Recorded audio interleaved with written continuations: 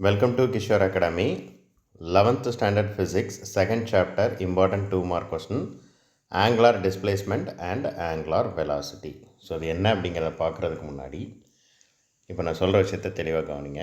இப்போ ஒரு பஸ்ஸு வந்து ட்ராவல் ஆகுது, ஒரு ஸ்ட்ரைட் லைனில் ட்ராவல் ஆகுது அப்படின்னா அது எவ்வளோ டிஸ்டன்ஸ் ட்ராவல் ஆகுது அப்படின்னு நம்ம சொல்லுவோம். 50 மீட்டர், 1 கிலோமீட்டர், 10 கிலோமீட்டர் அப்படின்னு நம்ம சொல்லுவோம். அதே நேரத்தில் ஒரு ஃபேன் வந்து ரொட்டேட் ஆகுதுன்னு வைங்களேன், அது எவ்வளோ டிஸ்டன்ஸ் போச்சு அப்படின்னு நம்மளால் சொல்ல முடியுமா? சொல்ல முடியாது இல்லையா? அது எவ்வளோ ஆங்கிள் ட்ராவல் ஆச்சு அப்படின்னு தான் சொல்லலாம். ஃபார் எக்ஸாம்பிள் இங்கே இருக்கக்கூடிய இந்த இடத்துல ஒரு ஃபேனோட ரெக்கை இருக்குது அப்படின்னு சொல்லி வச்சுக்கிடுவோம். அது இவ்வளோ தூரம் சுற்றி மறுபடியும் இந்த இடத்துக்கு வந்துச்சு அப்படின்னா 360 டிகிரி ரொட்டேட் ஆகிருக்கு அப்படின்னு நம்ம என்ன செய்யலாம்? சொல்லலாம். அப்படி தான் நம்ம என்ன செய்ய முடியும்? சொல்ல முடியும். ஸோ இதுதான் ஆங்குலார் டிஸ்பிளேஸ்மெண்ட். கொடுக்கப்பட்ட டைமிங்குள்ளே ஒரு பார்ட்டிக்கல் ஆக்சிஸ் ஆஃப் ரொட்டேஷன், ஆக்சிஸை பொறுத்து எவ்வளோ தூரம் ரொட்டேட் ஆகுது, அது எவ்வளோ ஆங்கிள் வந்து ட்ராவல் ஆகிருக்கு அப்படிங்கிறத சொல்கிறது தான் ஆங்குலார் டிஸ்பிளேஸ்மெண்ட். இங்கே இருக்குது பாருங்கள். த angle described by the particle about an axis of rotation in a given time. பின்னாடி இருந்து தான் மீனிங் என்ன அப்படிங்கிறத பார்க்கணும். கொடுக்கப்பட்ட டைமிங்குள்ள ஒரு பார்ட்டிக்கிள் வந்து ஆக்சிஸ் ஆஃப் ரொட்டேஷன் அபவுட் ஆக்சிஸை பொறுத்து ஆக்சிஸ்லேருந்து ஆக்சிஸ்னால் என்ன அர்த்தம்?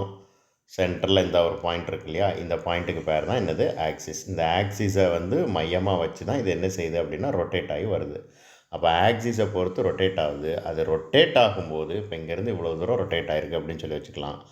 அப்போது அது என்ன ஆங்கிளை டிஸ்கிரைப் பண்ணுது, அது என்ன ஆங்கிளை சொல்லுது, அது எவ்வளோ ஆங்கிள் ட்ராவல் ஆகிருக்கு அப்படிங்கிறத சொல்கிறதுக்கு பேர் தான் ஆங்குலார் டிஸ்பிளேஸ்மெண்ட். ஆங்குலார் வெலாசிட்டினா என்னது? The rate of change of angular displacement is called angular velocity. ரொம்ப சிம்பிள். ரேட் ஆஃப் சேஞ்ச் அப்படிங்கிற வேர்டு வந்துருச்சுனாலே டைமால் டிவைட் பண்ணணும் அப்படின்னு சொல்லி அர்த்தம். ஸோ தட் மீன்ஸ் ஒரு செகண்டில் அதால் எவ்வளவு ஆங்கிள் ட்ராவல் பண்ண முடியும். ஸோ அது ஃபேனை பொறுத்து தான், ரைட்? அது அந்த பொருளை பொறுத்து தான். இப்போ ஃபேனை வந்து நீங்கள் 1 ஸ்பீடில் வச்சிங்கன்னா அப்போது 1 செகண்டில் கம்மியான ஆங்கிள் போகும். இந்த ஃபேனை 5 ஸ்பீடில் வச்சிங்க அப்படின்னா அது ரொம்ப ஆங்கிள், ஒரு செகண்டில் அதிகமான ஆங்கிள் வந்து மூவ் ஆயிரும். அப்போ ஃபேனை 1ல் வைக்கும்போது அதோட ஆங்குலார் வெலாசிட்டி கம்மி, 5ல் வைக்கும்போது அதோட ஆங்குலார் வெலாசிட்டி வந்து ஜாஸ்தி. That's all. ஸோ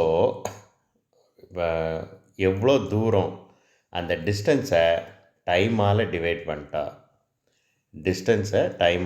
பண்ணிட்டா கிடைக்கிறது தான் ஆங்குலார் வெலாசிட்டி. இது புரிகிறதுக்காக டெஃபினிஷன் ஒரு செகண்டில் ஈஸியாக படிச்சு எழுதிடலாம். The rate of change of angular displacement is called angular velocity. அவ்வளோதான் இந்த ஈக்குவேஷனை எழுதணும். தேங்க்யூ.